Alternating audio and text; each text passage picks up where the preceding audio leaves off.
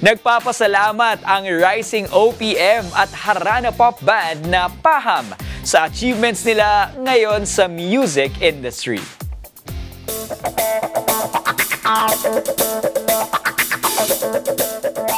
Ang nasabing OPM band ay binubuo ng 5 miyembro, sina Simon for rhythm guitar at vocals, James as lead guitar at vocals, Kian sa keyboard at vocals, Yuan for bass at si Ryan for drums. Ang PAHAM ay sa ilalim ng pamamahala ng Of the Record at Sony Music Philippines, bagay na kanilang ipinagpapasalamat.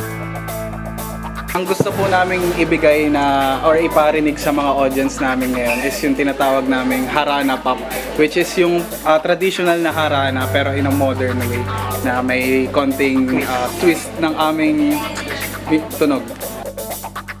Hindi din makapaniwala ang magkakaibigan na ang dati lang nilang pangarap na makapenetrate sa OPM industry ay nangyayari.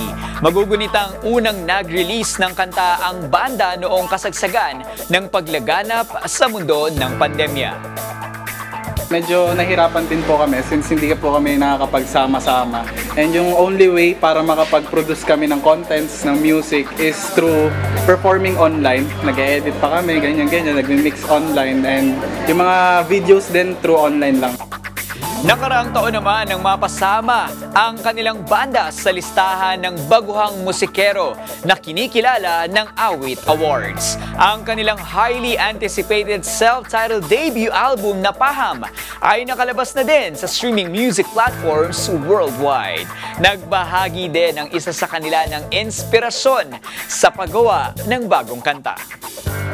Inspiration kasi depende yan sa songwriter. Feeling ko at the moment, tsaka yung kung ano yung na-experience ko, ganyan. So, para sa akin, mas nakakapag-create ako when it comes sa music kapag ganun yung type ng inspiration na nakukuha ko.